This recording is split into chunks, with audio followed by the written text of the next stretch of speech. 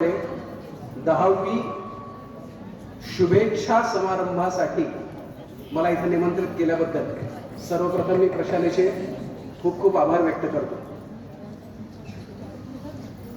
मला येण्यासाठी 10 मिनिट वेळ झाला त्याबद्दल मी दिलगिरी व्यक्त करतो. परंतु मला सर्वात जास्त आवडलेली गोष्ट जर काय असेल, प्रमुख अतिथी जरी असेल आणि जर आपण वेळ 3 वाजताची दिलेली असेल तर आपण आपला कार्यक्रम बरोबर वेळेतच सुरू करायला पाहिजे.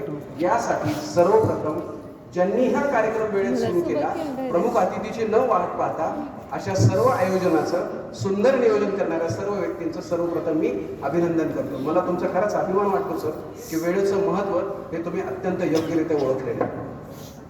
यातली दुसरी एक महत्त्वाची गोष्ट मला हे जाणवली की आज बरेच विद्यार्थी एकसारखे, विशेषतः मुलांनी कपडे या ठिकाणी परिधान केलेले आहेत. ते दिसतंय त्यांची काहीतरी युनिफॉर्मिटी दिसते. त्याचंही मला खूप छान आणि कौतुक वाटलं. ही समज कदाचित आम्ही 10वीला होतो तेव्हा आम्हाला ही सुसंधीच उपलब्ध नसायची. काय काहीही कार्यक्रम असला तरी फक्त आणि फक्त युनिफॉर्म. त्यामुळं आज तुम्ही सर्वजण खूप छान दिसताय. तुमचं विशेष अभिनंदन. ज्यासाठी मी इथं आलोय ते मी पाहिल्यानंतर खरंच सन्माननीय दादाश्री, मामाश्री यांना मी विनम्र अभिवादन करतो. आदरणीय भाभींना पण मी अभिवादन करतो की भाभी अत्यंत छान पद्धतीने या ठिकाणी आपल्या या प्रशालेचं कार्य सुरू आहे. पण मला सगळ्यात जास्त आनंद जर काय वाटला असेल की मुख्याध्यापिका कृष्णा आणि उपमुख्याध्यापिका स्नेहल, सध्या परिवीक्षका पण ताईच आहे.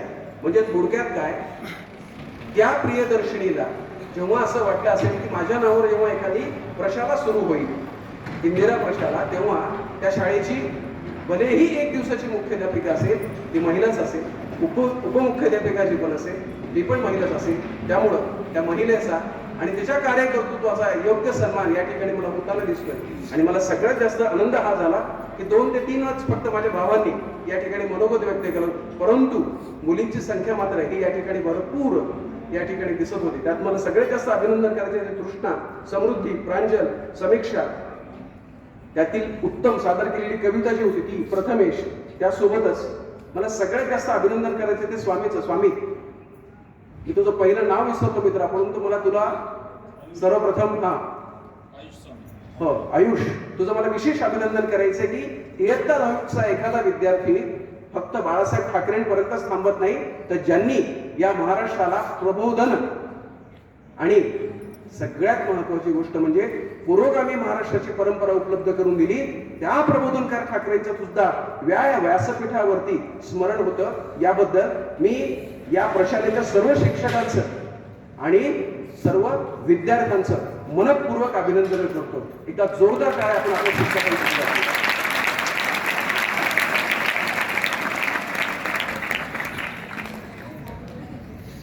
दळवी सर अत्यंत बहारदार असं सूत्रसंचालन करतात. मला कधी कधी हेवा वाटतो, मला असं जमत नाही, अशी शेरोशायरी कधी माझी मुखोद्गत होते. जे वाटतं ते उत्स्फूर्तपणे मी बोलतो, तरीही लोक बोलवतात, बरं वाटतं. जे मनात आहे ते ओठावर आले. पण असंही कधीतरी जमलं पाहिजे ना. आणि ते छान काम इथं दळवी सर करतात. ज्या पद्धतीने ते सूत्रसंचालन करतात सर, कधी कधी मला अशाही सूत्रसंचालनाचा हेवा वाटतो. संतोष पवार सर जेव्हा आकाशवाणीवरती काम करतात तेव्हा त्या वाणीचा हेवा वाटावा असं ते सुंदर असतं. म्हणजे थोडक्यात काय, प्रत्येकामधलं एक गुण या ठिकाणी मला हेरलेला दिसला. म्हणजे एका विद्यार्थिनीला मनोगत व्यक्त करण्याऐवजी मला तर तुला सॅल्यूटच आहे बाळा. हे खूप कमी लोकांना जमतं की एखादी गोष्ट, एखादी जर समजा मला गोष्ट आत्मसात झालेली असेल तर ती व्यक्त करण्यासाठीचे वेगवेगळे माध्यम असतात. तुम्हाला आणि मला एखादं गाणं आपण ऐकलं की लगेच ते मुखोद्गत होतं की नाही. का आवडतं? कारण त्यातले शब्द आवडतात आणि ज्या पद्धतीने ती त्याची वीण केलेली असते. विशेषतः अरिजित सिंगचे कुठले गाणे पहा, म्हणजे प्रत्येकाला असं वाटतं की आपला प्रत्येकाचा एकदा तरी प्रेमभंग झालेला आहेच, बरोबर ना. अशी ती भावना आणि त्या पद्धतीने असं व्यक्त होणं हे चित्ररूपामध्ये सुद्धा असू शकतं. हे खूप कमी लोकांना जमतं. त्याबद्दल मी विशेषतः प्रगतीचं या ठिकाणी आपण सर्वांनीच जोरदार टाळ्या वाजवून अभिनंदन केलं की बेटा मला इतरांचं माहित नाही, पण प्रगतीचे एक दिवस जे स्कूल ऑफ आर्ट्स किंवा जहांगीर गॅलरीमध्ये, आर्ट गॅलरीमध्ये एक दिवस नक्कीच तुझं चित्रांचं प्रदर्शन भरावं, ह्याच मी तुला मनपूर्वक शुभेच्छा देतो.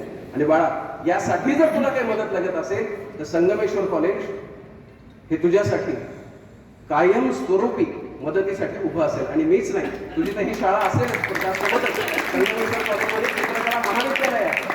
आणि त्यासोबतच जर समजा तुला राज्य पातळीवरती, राष्ट्रीय पातळीवरती जर काम करायचं असेल तर वेगवेगळ्या ज्या स्पर्धा परीक्षा होतात त्यांच्यासाठी सुद्धा मार्गदर्शन करण्यासाठी आम्ही त्या ठिकाणी उपलब्ध आहोतच.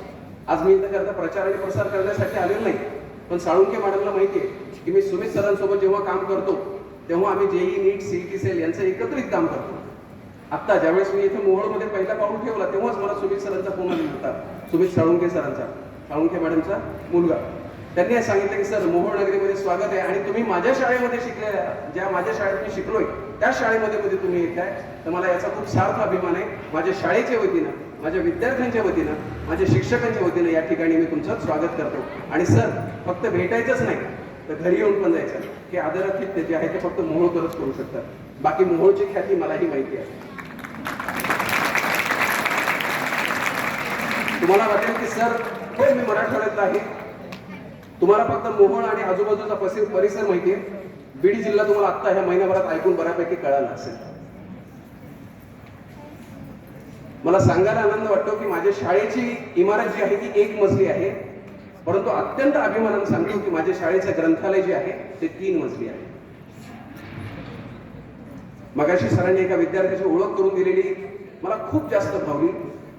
मला वाटतं मोठे नावाचा विद्यार्थी होता की मित्रा, तुला सर्वात जास्त पुस्तकांमध्ये रमायला आवडतं. इतरांचं भविष्य मला माहित नाही, पण मित्रा तुझं भविष्य नक्कीच उज्ज्वल असेल. मूळ विषयाकडे जात असताना पहिली गोष्ट, तुमच्यावरती आणि माझ्यावरती न कळतपणे झालेलं आक्रमण जर काय असेल ना, तर आपलं असण्यापेक्षा दिसण्याला जास्त महत्व आले की नाही. म्हणजे तुम्ही जेव्हा जन्मला तेव्हा कळत न कळत तुमच्या हातामध्ये कुठे ना कुठे मोबाईल आलाच. तुमच्यापैकी किती लोकांच्या घरी ऍपल पासून सॅमसंग पर्यंतच्या कंपन्या आल्या होत्या आणि त्यांनी असं म्हटलं की नाही नाही सर, हा आमचा 10,000 रुपयाचा मोबाईल आहे, तो फ्री आहे, तुम्ही घ्या आणि वापरायला सुरुवात करा. किती लोकांच्या घरी आले होते? नाही. मग किती लोकांना मोबाईलचा त्रास आहे असं वाटतं?